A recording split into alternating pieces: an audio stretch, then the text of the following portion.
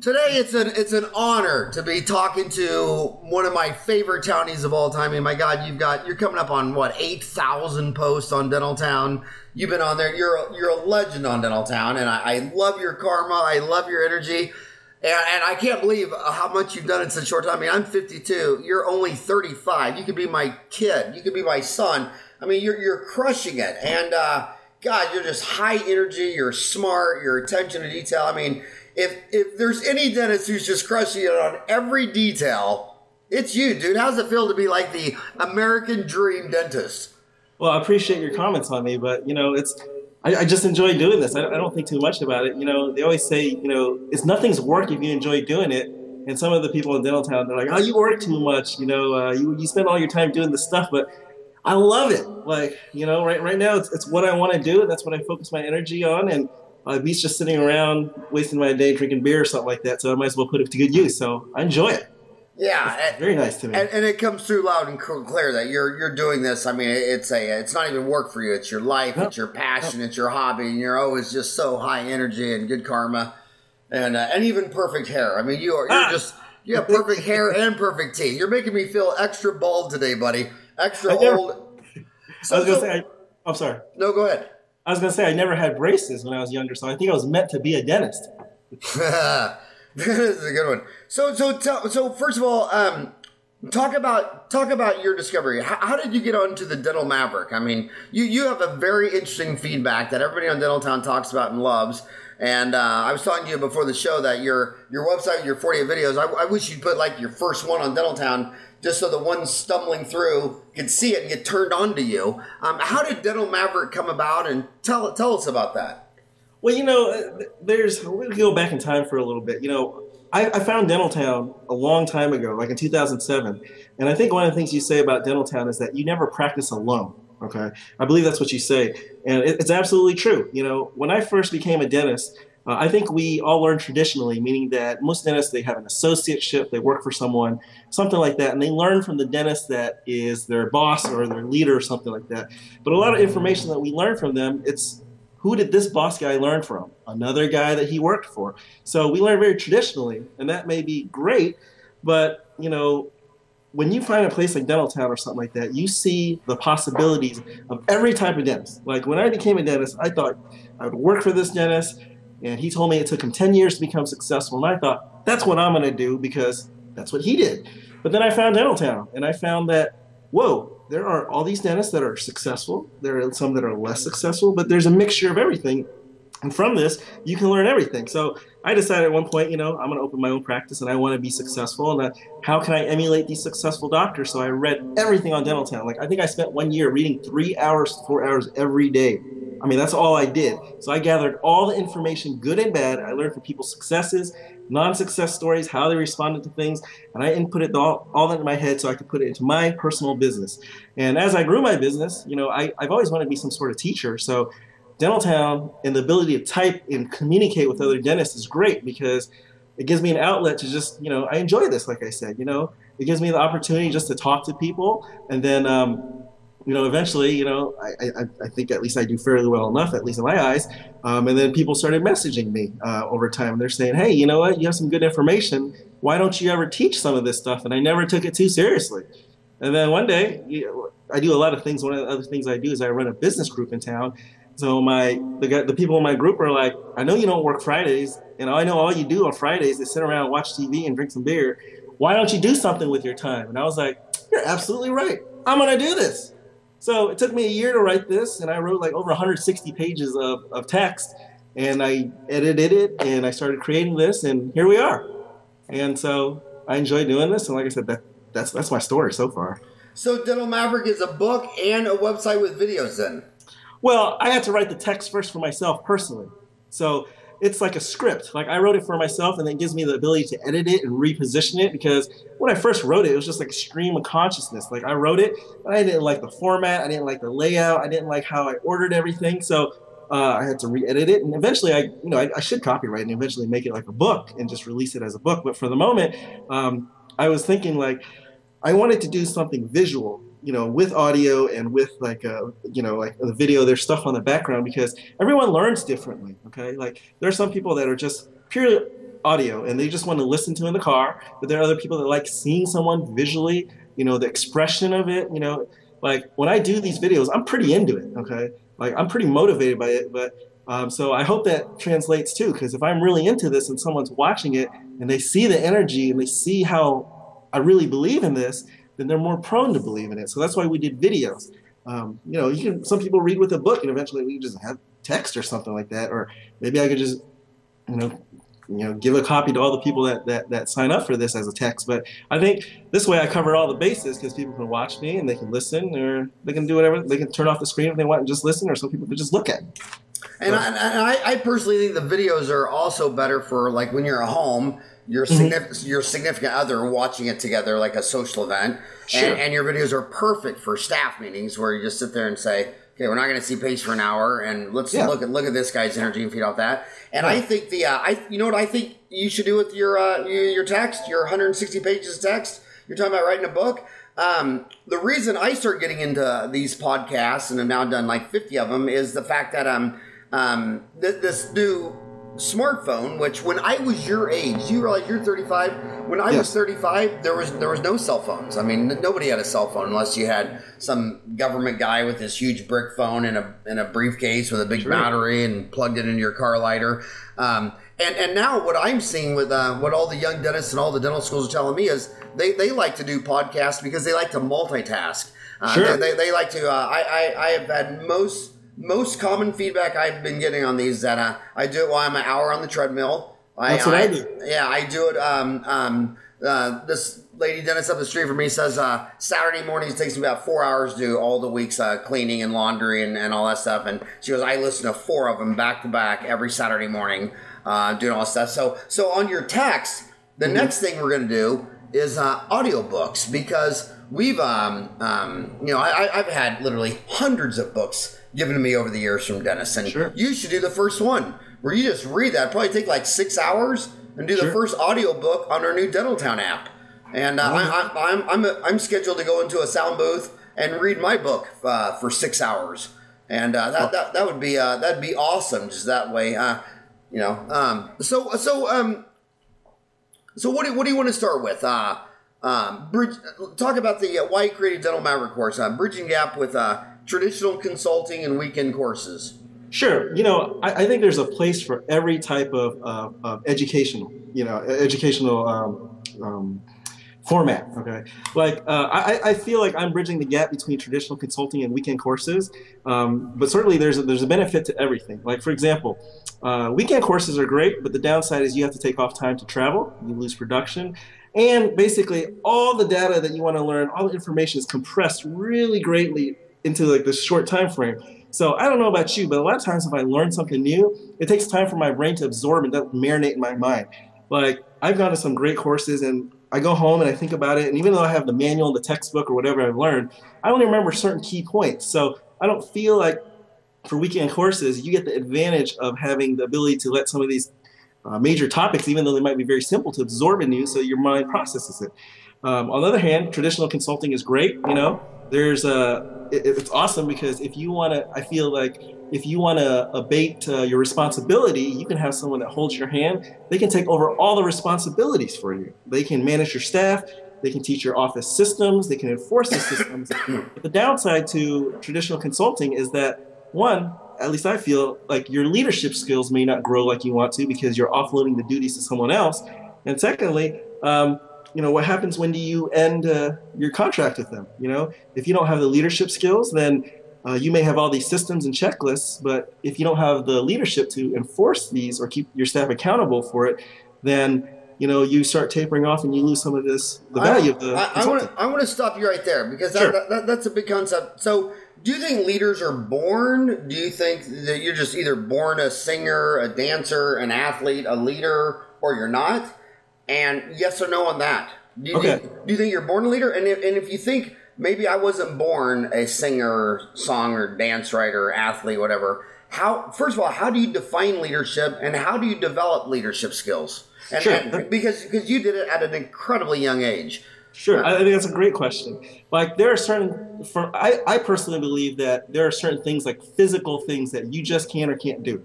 Like I'm 5'5", okay? I can't play basketball. I'll never play basketball well enough to be on the NBA, you know? I don't have a beautiful voice. You know, I can sing, but who wants to really listen to me sing terrible karaoke? So during physical activities, I believe that anyone can learn sets of skills for anything.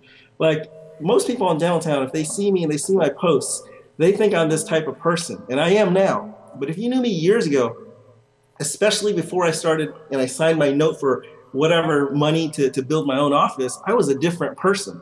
I was very quiet. I was very introverted. I didn't voice my opinions very much. But then one day, you know, I signed this big fat loan to build my office, and I'm like, I have three options. I can sink, I can swim, I barely tread water, or I could be like Michael Phelps, because this was during the time when, you know, Michael Phelps was during the U.S. Olympics. So you start smoking pot. You went with Michael Phelps and started smoking pot. And that back in the day, that's what but in any case, I decided that I'm going to be successful, and I thought about it. I'm like, how can one be successful? And so, like I said, I was reading Dental Town. I thought about all the doctors I've worked with, and I've worked with some very successful doctors, and I realized there's a common theme. Some of these doctors that are very successful, they enjoy going to the work. They enjoy talking to people. They are, in general, more extroverted. They take up a leadership skill, and they're not afraid of it. So I thought about all these things, and I was like, okay, how do I learn this now? You know? And I thought to myself, if I can learn how to bond composite, I can learn how to prep a crown, I can learn how to do all these fancy, you know, dental technical things, why can I not personally learn how to be a better leader and a better communicator? So, well, I started reading Dental Town. I read as many books as I could, and I've read a ton of books. You know, I don't remember all the books I've read, and some of them I read part way, and then I find the golden nugget of what I like, and then I put it down. But I've read a lot of books, and I think anything can be systematically learned. So in dentistry, or any career actually, I think if you want to be successful, then you have to office. So in my program, one of the things that I've broken down to is I've taught people to, you know, it goes in stages. The program starts out with examining yourself, and seeing, you know, truly who you are, because I believe that we hold ourselves back. And then from that, I do certain things to build your confidence, and eventually we go to leadership and management of your staff, and everything's built in a series of steps. Just like in dentistry, if we can break down things in a series of steps that you follow sequentially, then anyone, especially a dentist, can learn this, you know. And I try to do it in a certain way where we step out of your comfort zone just a little more every time, because I think the biggest thing about dentists is that we are stuck in our comfort zones, you know. Most dentists, at least the ones I meet, tend to be more introverted. And if you're introverted naturally, it's scary to step out of your comfort zone a little, okay? So, because, you know, people ask me, why don't you just teach me staff management right away? I'm like, well, if you're afraid to look someone in the eye and tell them to do something right away, I can't jump to that. So if I can build you up in little steps, like teach you how to talk to your patients better, because patients are more transient. They come in and out, you know, you don't see them all the time. It's not too personal right away. If we can build your confidence in talking to them, and then you get more treatment plan acceptances as a result of it, you're feeling better. You're like, I'm a little more confident. And then from there, we can transition into, hey, let's talk to your staff. We can do it this way and that way. And then eventually you can look your staff in the eye, tell them what they need to do. And if they don't do it, then you're like, we're going to figure this out. So I believe anything can be learned. Everything, you know, can be learned, especially if it's presented to you systematically.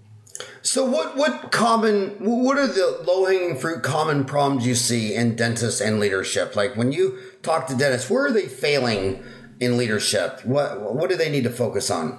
Sure. At least from my personal point of view, like I have some dentist friends. I don't have too many dentist friends, but a lot of dentists I meet, one of the biggest things that I hear commonly is that they let this thing boil up. Like, for example, you've heard of dentists where they just blow up their staff, they get mad, they throw something down, or they fire someone on the spot. Well, there's really no reason for that. Even some of my good friends, I hear them, they're like, I got this assistant that's, you know, she's not doing this or that. And then one day he's like, I'm really fed up with this. And I'm like thinking to myself, why haven't you just talked to her this whole time? You know? And I guess part of the thing is that most of us are afraid of confrontation. We don't want to confront someone, and we may be afraid to hurt their feelings. But what happens is that by doing so, it bottles everything up.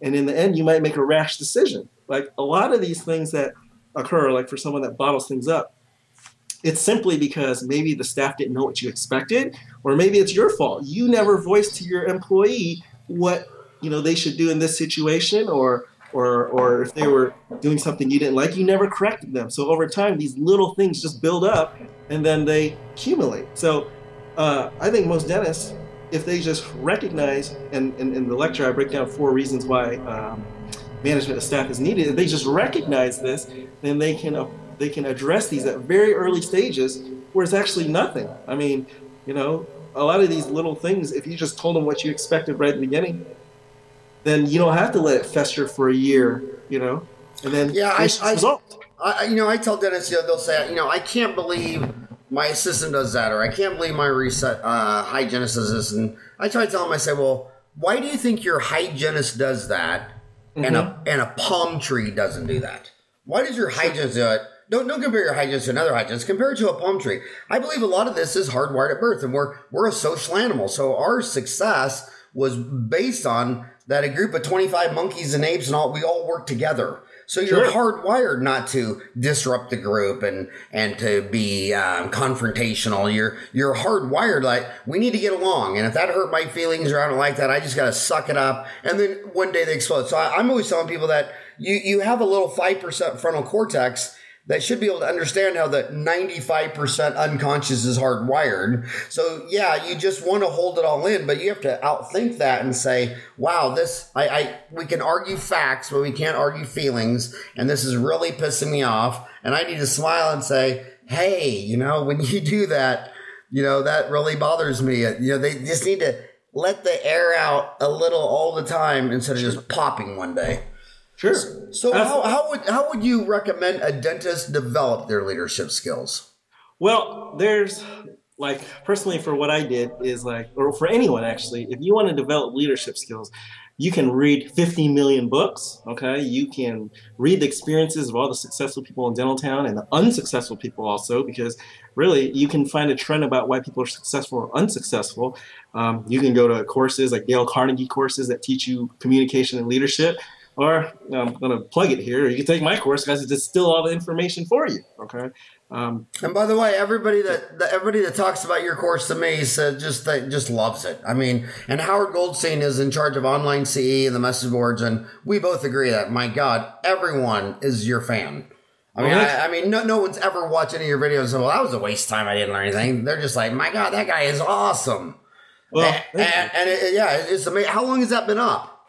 I've only had it up for about a month, and the feedback from it's very good. And I have personally no idea or expectations of how big this course is supposed to grow or how fast it'll grow, how many people will use it. But it's doing pretty dang well for myself. It's 48. It's 48 lessons, right? Yes. And how long is each lesson? I believe the average lesson is at least 15 to 20 minutes. Mm-hmm. So it adds up to quite a bit of information. I still think you should put the first 1 or 2 or 3 on Dental Town as a teaser, so they get turned on to you. They're right there on the site anyway. And then after they listen to 1 or 2, say, if you want the whole kit and caboodle, go to your website dentalmaverick.com. Sure. I'm going to message Hogo after this. And I think a lot of dentists before they're are probably wondering right now, first tell us about your office. I mean, are you a clinic? Are you a small office? Are you 3 ops, 30 ops? What type of dentist are you? Okay. Well, one of the things I talk about. You're in Austin, Texas, right? Yes, I'm in Austin, Texas. And so I'm thinking everything's bigger in Texas. So you must have a 300 operatory practice. With oil wells on each corner and fracking underneath it. That would be awesome. I have literal ones and everything to do. But no, one of the things I talk about is your vision. Whatever you want to do in your life, you should truly know in your heart what your goal is. Because if you don't know what your vision is, everything you decide for your office in terms of anything, marketing, hiring, design, build out your office will affect if you reach that goal. So early in my career, I've worked in every type of business. I worked in the Medicaid office. It was very high volume. I saw a patient every 30 minutes. Are these all in Austin? Yes, all in Austin. So Medicaid? Yeah, I did Medicaid. I did high volume PPO, and I did fee for service. And then of all the types of businesses I worked on, when I opened my own place, I decided that I wanted low volume, high quality service, high time to the patient to impart the value. And personally, I have back issues. So it allows me to work at the pace that I want to do and not burn myself out. So my practice is not big. I actually have, I actually have plumbed for 7 operatories, but I don't use 7. I use 2 of them for storage. I use 2 for myself. I got 3 for my hygienist, but I got 2 hygienists, so one's like an overflow room kind of. And so it's low volume. Like, and one of the things that I do is when I see patients per day, I really see about 4 to 5 doctor patients a day. I don't like to see more volume because I feel like I can't impart the value. I can't do the work that I want to do. And so this is the type of office I wanted. This is my vision, and I accomplished it. So let me ask you the big bad grizzly bear out there in dental world is chain dentistry. Sure. Do you think you're 35? Do you think when you're 65? I mean, the CEOs of these chains are saying that half the people in dental school right now will never own a practice.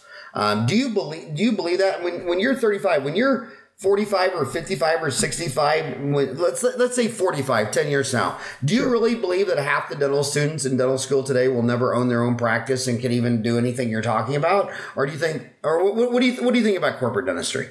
Well, I think, unfortunately, I'm not a fan of corporate dentistry because it's owned by, well, in many cases, you have to be officially a dentist to own the chain, but, they hide it under rules and contracts and stuff like that. So I think corporate dentistry is unfortunate because it's run by people that are business people, solely business people, and they're all talking about the bottom line dollars for their company. So the downside to dentistry, as many people discuss, is that the cost of dental education is costing so much now.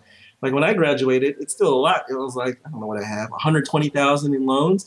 But now, for many schools, especially private schools, they're going up to what, 300, 400. There's a guy that posted like 450. And if you break it down to what you have to pay per month, that's so much. So if I were out of school and I had that debt load, well, there's 2 ways of thinking about things, okay?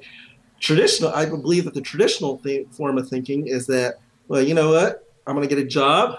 And I'm going to work hard, physically hard, see more patients to pay off my note. And that's how the average person thinks. And that's all right. They're going to work in who offers these jobs the most? Corporate dentistry. So I think eventually, yes, more people will work for corporate dentistry because we are burdened with the high cost of dental education. I'm kind of an outlier, I think. I don't really think like the average person, I think. So if I had $450,000 of loans or whatever, I would say to myself, okay, I could work for a chain, I could work my butt off, or how can I get ahead real fast? I'm the kind of risky guy. I would learn as much as I could. I'd roll the dice, buy either a very successful practice or take a big loan on top of my loans, build my practice, ramp it up, learn everything about marketing, management, how to drive patients to my office, how to retain these patients.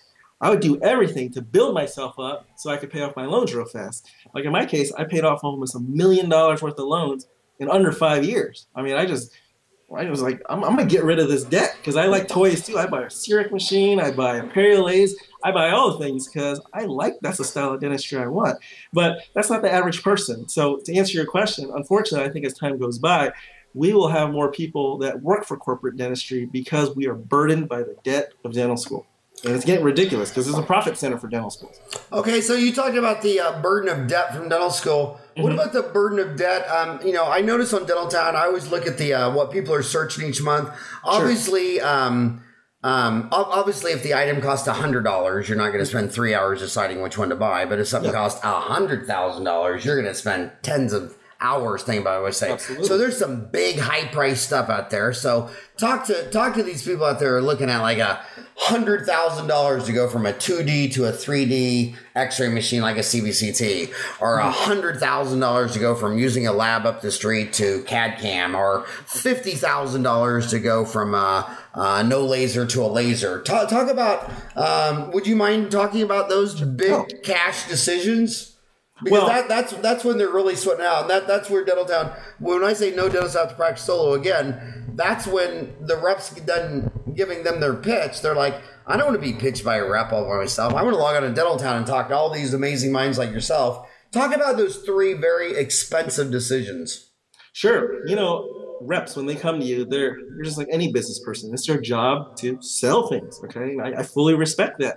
But I'm a type of person that I never make a decision on the spot. You might tell me everything, and I might make the decision 5 minutes later when you've left. but I never make a decision on the spot because I like to do research. And I think Dental Town is great because you have so many people that will give you feedback personally if the product is successful for them or not.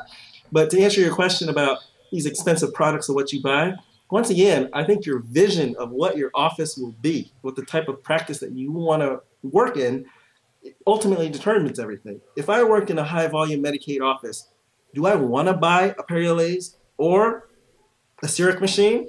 Probably not, because some of those procedures are very time consuming. The type of patients, the population of patients that would come into my office probably could not afford some of the procedures I offered. So I wouldn't buy those machines. If my office were fee for service and I have lower load and I have types of patients that would, be, are into these procedures, if my type of population of patients value certain services more, then I will buy those machines. So when it comes to buying products, I think everyone should research, the product itself first, but then really think about your office. Will it fit in with my style of practice and what I want? If my style of practice doesn't fit with this, then it's okay not to buy these things, okay? You have to make that personal decision for yourself, but it has to match, I think, your vision about everything and what you truly want and what you're truly aiming for has to mesh up. So does that make sense? Yes, it does. And I've always, to me, I went to MBA school at Arizona State University, and I just see that as market segmentation. Like, there's a Chevy, a Pontiac, an Olds, a Buick, a Cadillac. And I love my area. I'm in Phoenix, but like 1/4 of my 5-mile pie is the Guadalupe Indian Reservation, where most people have dirt floors. And I love those people to death. And I see dentistry as I'm a doctor. I'm there to help you. Rich, poor, it doesn't matter. I love those people. I love doing extraction. And then the next lady might be middle class. The next lady might be expensive. And I like doing all those procedures. So which of those three did you buy? Did you go CBCT? I know you went CEREC. Sure. Did you go CBCT? Talk about that decision you made. Okay. Because people realize now that you're a low volume, high quality, spend more time. That is your unique selling proposition. That is if it was a car, what would you call it? I'm sorry? If your analogy to your practice was a car, would you say it was a Chevy, a Pontiac, an Olds, a Buick, a Cadillac, or is it like way out there Lamborghini? Oh, no. I'm not a Lamborghini. I'm probably like an Audi. Okay, so you're an Audi? BMW. I'm like a German luxury car. I'm not an exotic Italian car where I do super high-end, full-mouth rehab cases. No. Actually, my practice is very bread and butter. I do quadrant dentistry. I refer out full-mouth rehab. I do very routine cases. Okay. That's what I enjoy to do. But no, I do not have a cone beam machine. I have a CEREC machine. I have 2 milling units. I have 2 milling units? Yeah, well, because one of them is older, so I bought the newer. I bought the MCXL. Okay, talk about that decision. Why did you spend 6 figures on a CEREC machine? Control. I take when I do dentistry, I like to be foolproof. I like to take full arch impressions. I like to make sure I see every single thing on my margin. I don't want to think about anything. I like to be as straightforward as possible so that when I send it to the lab, they have to think about it even less. But the problem is, even though I like to use personally local labs, because if there's just a mailing issue, communication issues, they're just down the road or they're in town, it's easy just to talk to them. But the problem is, I could never personally myself find a lab where I would do things and things would just slip in with minimal adjustment. Even if I took, at least to myself, beautiful impressions that look flawless, I didn't have the control like I wanted to. So I decided to get like a CEREC machine because that gives me ultimate control. Like, if something doesn't fit right, it's ultimately my fault. Was my margin not as smooth? Did I not pack the cord clearly enough so I could see my margins and trace it without even thinking about it? Did I image it with an undercut? Did I image it incorrectly? Did I underpowder it, overpowder it? It's all me. If the contact's high, did I leave it on the computer too high, or did I not check how the patient was biting down on the side for the buccal bite? It's control. Like, one of the things I'm doing now is for implants, I like to do custom abutments. I like to have everything custom because I want a nice emergence profile. I want all these things. And I switched labs because I had problems with my local lab. And then my new lab that I'm using, I could get these crowns back and I would adjust the occlusion too much. So I said, you know what? I'm going to learn it myself. I've been watching nothing but CEREC doctor videos. said I got all my parts in, and I'm excited because I got my first case of milling my first abutment coming up. So it gives me the control again. That's why I bought it. Are you placing the implants? No, I actually, unfortunately, I'm not one of those dentists that place the implants. And I think you say only 10. What is the percentage of general dentists that place implants? Well, it's interesting. In the United States, so there's 220 countries. In the United States, where we have 150,000 dentists and 25,000 of them are specialists, general dentists hardly ever place implants. But when I go to Brazil and India and China, where they really don't have the 9 specialties, they all place implants. Gotcha. And it's amazing because you go to China, their total length of time. In America, we say dental school is 4 years, but did you have a 4-year undergraduate degree? Yeah, but I finished in 3. I'm a nerd. So did I. I did mine in 3 too. But we all have 8 years of college, pretty much. Sure. You and I have 7, but pretty much 8 years. But in China, pretty much everybody's total school is maybe only 4, 5, or 6 years, and they're all placed in implant. Brazil, it's kind of funny when you go to the 4 fastest growing economies, the BRIC, Brazil, Russia, India, and China. But when you go to Brazil, India, and China, you have 2 traditional schools. You have the old British Empire type schools where they do 4 years undergrads and 4 years of dental school. Then you have the private schools. And my God, like in Brazil and India and Africa, a private school could be 9 months. It could be 2 years. It could be 3 years would be the longest private school. I haven't even seen a private school that's 3 years. And those kids walk out of there and place implants. So I think the fact that since we have oral surgeons and periodontists, all these specialists, especially ortho, I remember when I was in dental school, I asked them how to do ortho. They said, well, if you want to learn how to do ortho, go to orthodontic school. Exactly. And I thought, well, what about half the dentists in America that go to a small town? I mean, for every guy like you in Austin, there's a guy out there in some town of 5,000 in Texas that doesn't have an orthodontist, and so it's pretty weird. But I want to tell you one thing. In economics they call it the law of unintended consequences, where the politician will pass a tax and they're not aware of what other things it does. And what I thought was neat about the CIRAC is I obviously had gone from eye vision to loops, and I magnify everything 3.5x. But I think the best thing that CIRAC did for me is when you're scanning that prep and you see your prep 40 times larger, you're like looking around saying, I hope no one sees this. And so for me, I didn't realize how much of a horrible prep you could do and send it to the lab, and they could just put dye spacer and just cover up all your craziness. And now when I'm looking at this stuff at 40x, I spend more time on my preps tripled in quality. In fact, Mike Datola was telling me something the other day that now he just knows that when he's like smoothing a burr, if he sees like a finishing burr, when he sees a white line, he doesn't even have to scan it to know that at 40x is going to be a huge divot. So whenever he's smoothing out, if he sees like a white flash, he's like divot, smooth extra. But I think I think a lot of doctors having a hard time seating crowns. They just always blame it on their lab. They're like, oh my God, this crown, I had to adjust it and it was so hard to get. Yeah, dude, maybe you have a horrible prep.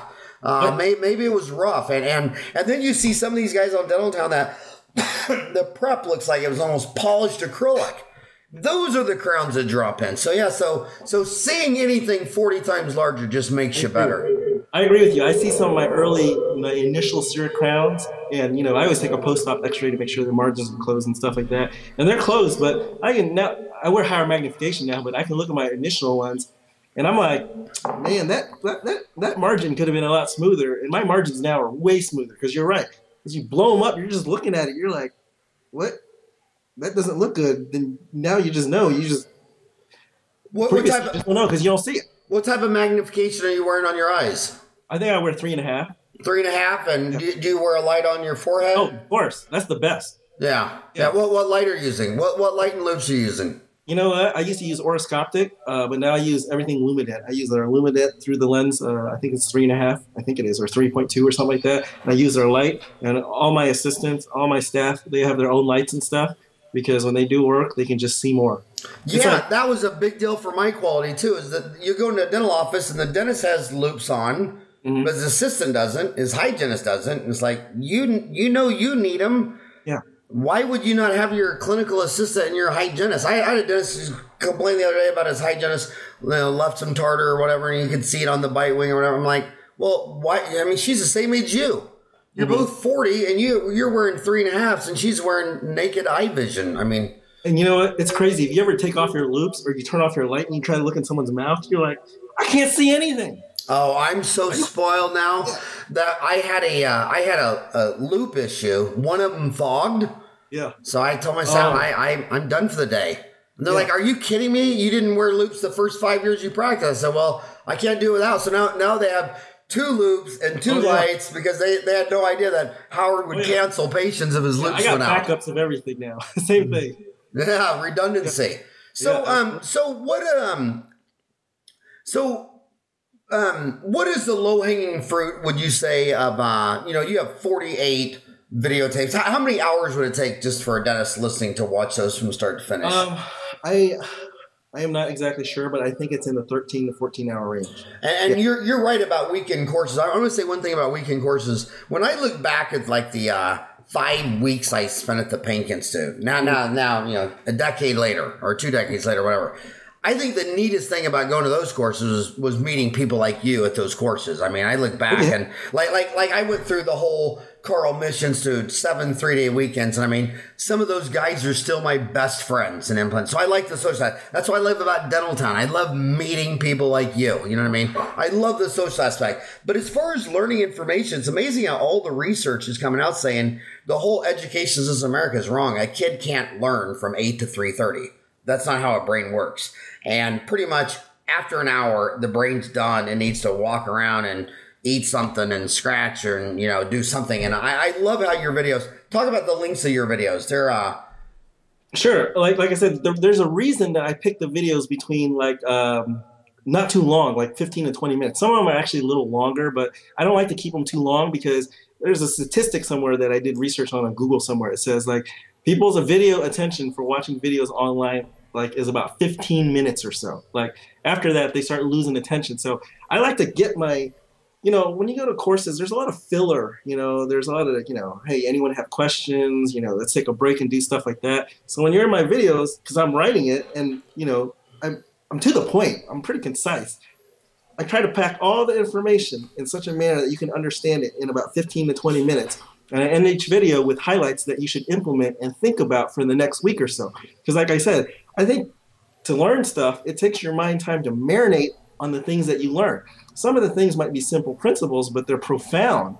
And if you don't give yourself time to analyze it, put in your psyche, you're not going to implement it. You're not going to understand it fully. Like for example, I'm a fly fisherman. And there's something in fly fishing called a double haul, which is a type of casting. And I read this double haul so many times, and I practiced it, and I could not get it done. And then finally, I just said, whatever. I read it, I went to sleep, and in my dream, I remember distinctly in my dream, my brain figured out how to do it. And in the morning, I woke up and I could do it. It's because your brain needs time to analyze these things and just, figure it out for yourself. So you talk about fly fishing in creeks in Texas for trout, or what are you fly fishing for? Well, in Texas, you can fly fish for bass, in the freshwater. But I really like saltwater fly fishing. Ocean? Yeah, like in the bay. That's the best type of fly fishing. You mean the Gulf of Mexico? Yeah, you can go in the bay. I like doing shallow water fishing, knee deep or ankle deep. And you look for these fish called redfish. You'll see their tail. Yeah, you'll see I'll stalk them all day. I'll wade or I'm on a boat with my buddy and we'll stalk them. And you look for the fish or you look for the activity on the water or you look for their tails out and then you sneak up to them and you cast your fly and you catch them. I love it because it's a challenge. You know Jerome Smith on Dental Town out of Lafayette, Louisiana? Oh, what's his name? Jerome Smith. No, I don't know him. Yeah, he taught me how to do that in the bayou of Louisiana. Oh. So what kind of beer you drink when you do that? Actually, I do not drink beer when I fish. You're a purist. I'm a purist. Only when you watch football, huh? Only when I watch football. When I'm fishing, my brain shuts off. My thirst, my hunger, everything. It's just it's like my fish radar goes on.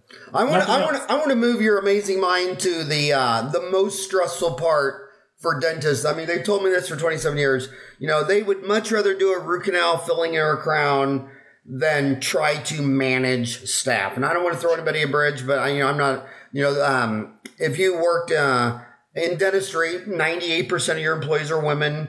And, we have half the graduating class is women, half are men. But let's talk about the stressful worst part. When I ask dentists, what's the worst part about being a dentist? They say managing 5 women. That is so hard. And I don't want to sound sexist or anything. That's just what they tell me. So, let's switch gears to that. What would you tell a dentist says, tell me if you don't see this. After every time a dentist is done a root canal, he gets up, goes to his office, and shuts the door. Yet during a football game, the head coach is standing there on the sideline the whole game. I mean, I've never in the NBA say, well, where's the coach? Oh, he just went back to his office underneath the stadium and closed the door. So the dentists, when they're done, they don't walk the office and go talk to the front office and peek their head in the room and talk to they don't have a sense of what's going on. They go back into their cave, their man cave, and shut the door. Sure. And when I talk to staff, like, well, what is your practice or how often do you have staff meetings? They go, are you kidding me? My doctor's either doing a root canal or he's in his office with the door shut. And so that's the most stressful thing these dentists tell me. Give them some advice, some low-hanging fruit on how to interact and manage and lead 2 receptionists, 2 assistants, and a hygienist. Okay. Well, the first thing is a lot of offices, you can read on Dental Town, a lot of people don't like staff meetings, okay? I have a staff meeting every day. It's not long. It's not complicated. It's like 8 minutes, okay? But if you have routine staff meetings, what does it allow you? One, now, is this the team huddle in the morning? Is this 8 minutes before you start? Okay, so you're talking about a morning huddle. Morning huddle. Okay. Like some dentists don't like to do this. I really don't know why, but personally, I love it because it starts your day, okay? But it gives you a couple of opportunities, okay? When something goes wrong, okay, or there's an issue that bothers you, okay? Remember, your staff might not realize this because perhaps you didn't voice it to them or you never addressed it or they approached some situation that you've never even covered. But something, if it's in your head and bothers you, if you have a morning meeting every day, what does that mean? It means that whatever offending issue to you is very fresh in their mind, okay? One of the things that people teach in management or you can read about is that if you have an issue with someone, you should not let it fester because if you tell them 5 months from now, hey, remember that one time you did something? They're going to be like, no, what are you talking about? If you have an offending issue and you address it in the moment or very soon after it, the person's going to remember it. You know, hey, Sally, yesterday we had this thing and blah, blah, blah, blah, blah. They're going to remember it. So one of the things I like to do is I have a morning meeting every day. You know, we go over what patient we're seeing. You know, we go over things like what's the upcoming treatment? What do we need to talk about? Who do we ask for referrals? Because referrals are very important to build your online presence. But if I have an issue with something, you know, and oftentimes it's very minor. Like, hey, you know, Sally, I didn't like it that after you mentioned to me to do the hygiene check, you had to wait on me a little bit and you didn't show the patient pictures of the teeth of the upcoming treatment. You know, that's perfect time to go over these things. So little things like that. And of course, she'll remember it. She's like, yeah, you're right. But having a morning meeting is an opportunity for you to go over these little things. Everything's an opportunity. I gotta stop right here and throw you under a bridge. Dude, you're 35 and progressive. All hygienists tell me their doctor doesn't allow them to talk about dentistry, show them an X-ray because they're diagnosing, and if they start saying, "Oh, you're going to need a crown there," they get in trouble. Sure. So talk to that doc right now who's handcuffed as hygienist. She's not allowed to say this tooth's going to need a crown. This will probably need a root canal. Sure. She's not because she's diagnosing, and that's illegal in the state of Texas, and you know it, doc. Sure. Absolutely. A hygienist and assistant cannot diagnose. They do not have the right to diagnose, okay? But you have the ability to talk about, say, hey, you can plant the seed. One thing I learned, one time when I was designing my office, I hired design ergonomics because I thought I wanted to maximize my space.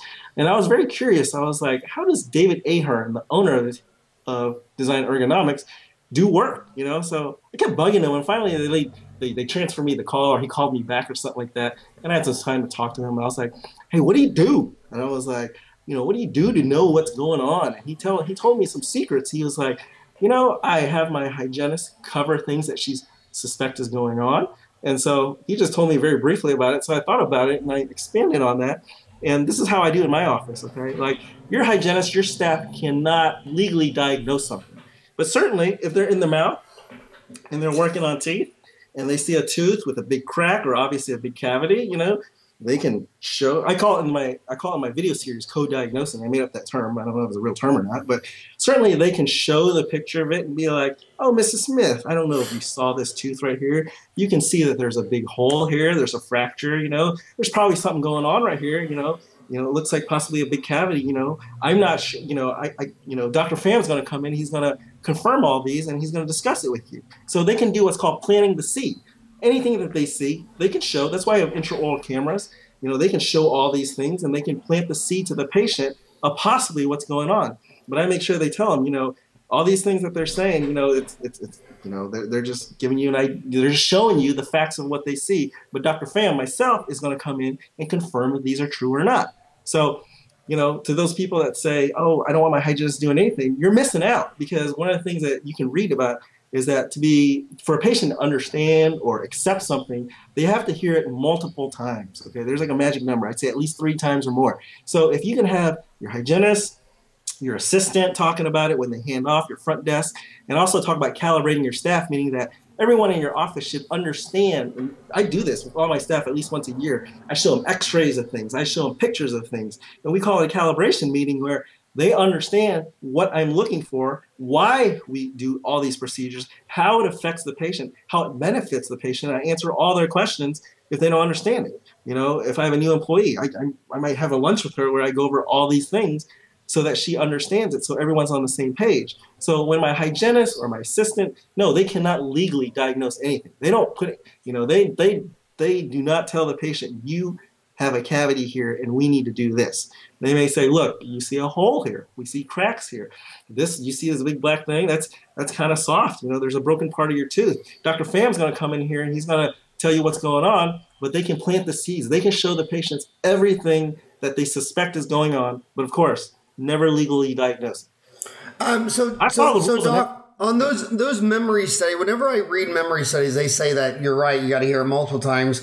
Also, it helps to see it and hear it, multiple senses. So on intraoral camera, help this guy alone.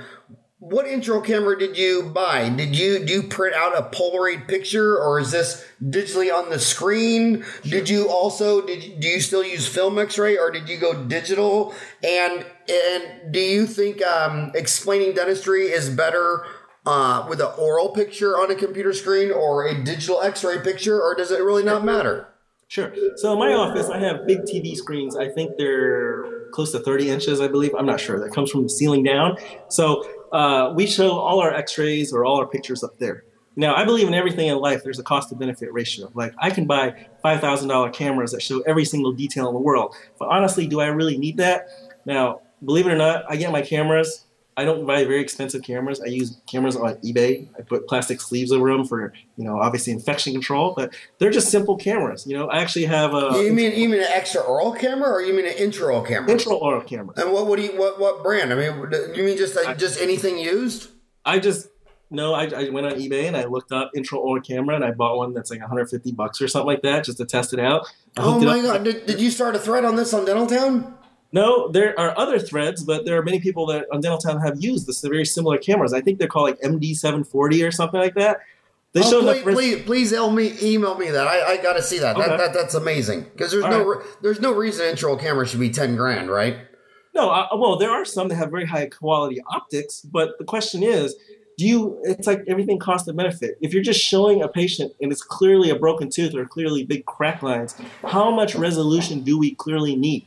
If my camera shows it, I'd rather have 50 of these backup cameras in case they break. I'll just hook another one up, rather having one super expensive camera they have to shuttle between all the rooms or share. I'd rather have more. So you went on eBay and typed in what?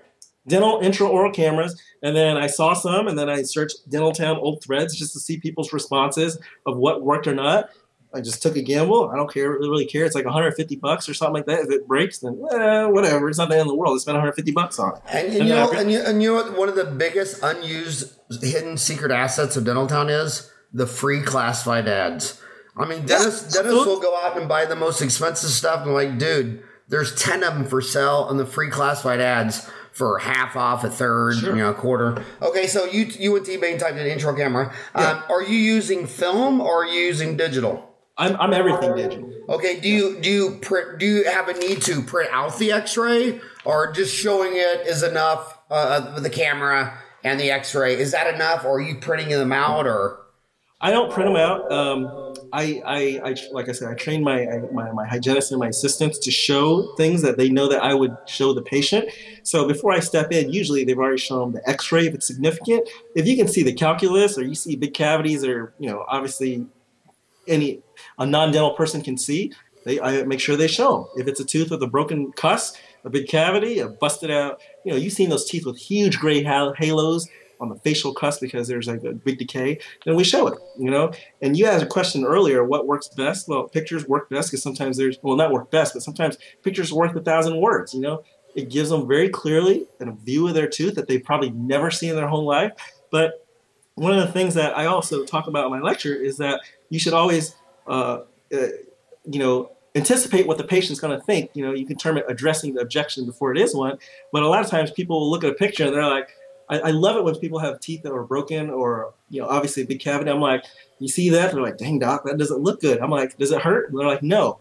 So if you can address their objection of why their tooth doesn't hurt, even though there's a big hole, that's glorious. And that's where I think a lot of dentists need help on, is that the communication aspect of it is very important. People might look at something, but if you don't address what they're thinking ahead of time, why doesn't my tooth hurt if it looks like this?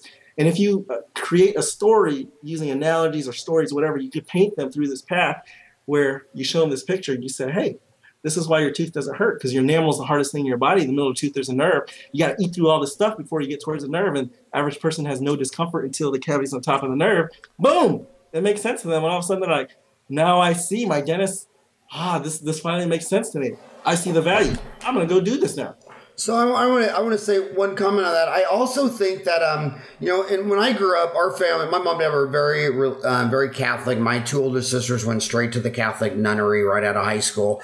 I noticed that in 17 years of going to mass, 100% of every morning, no one ever raised their hand and asked the priest a question. I think that when hygienists and assistants show them stuff, the patient's more relaxed to ask them a question. Sure. Where they might not want to ask a priest or a rabbi or a doctor and all that stuff. And also they might think the doctor lives in a big house with a fancy car and is trying to sell me a root canal.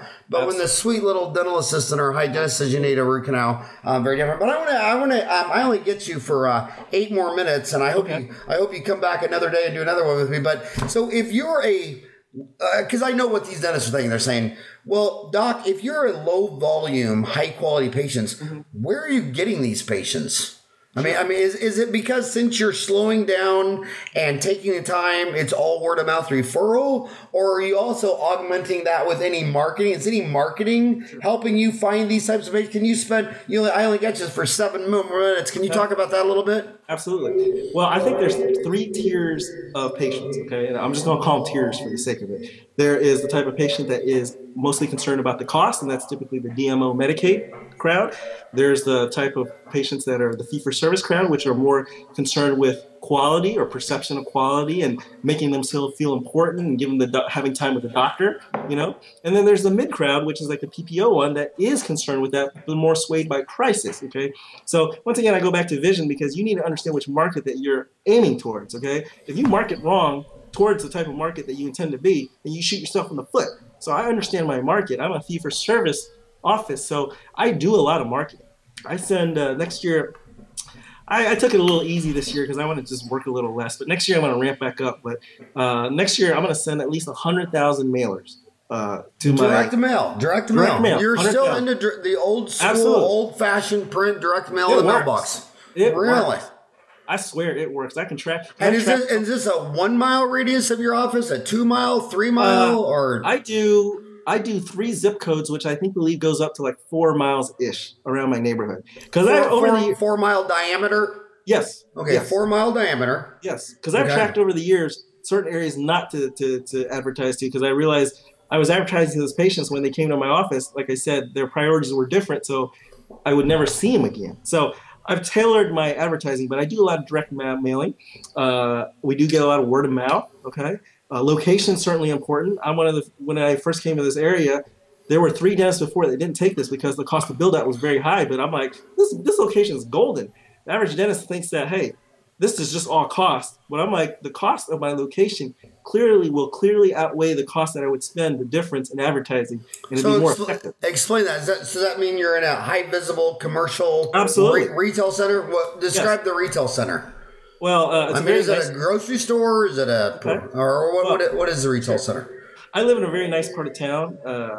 It's a very nice part of town, and so it is a retail center with a grocery store.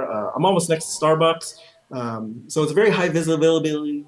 And if you travel the area, it's also nice too, because the way that the neighborhood works is that this is where they all have to go pretty much to exit the neighborhood. So one thing you should think about too is traffic flow also. I analyzed all these things. I drove all through town when I was looking for my location. I tried to learn as much as I could about traffic flow and all these things, and I evaluated the neighborhoods and everything. And what made you pick Austin? Were you born and raised there? Where did you go to dental school, and how did you end up in Austin? Well, I know you were born in Germany, sure. but how did you fall in Austin? Sure. Was that a demographic decision, or just that's where you were? No. I grew up in Houston, and I'm a Longhorn, so I went to UT University of Texas at Austin, and then I thought about where I wanted to live. Like, I had the opportunity to move to Dallas, and it would have paid me when I was an associate like 3 times more than what it made.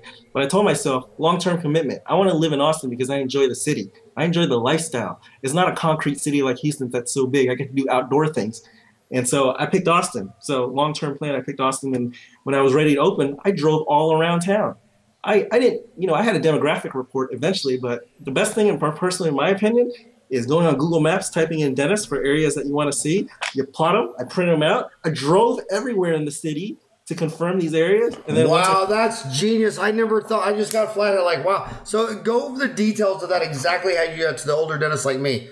You said Google Map? I go to Google Maps and I zoom into the parts of areas that I thought I wanted to be in. Tell them how you zoom in. What does that mean? Oh, I get on my mouse and I get the little scrolly thing and I scroll it forward so it zooms in closer. Okay, desktop, not mobile. Yeah. Okay, desktop.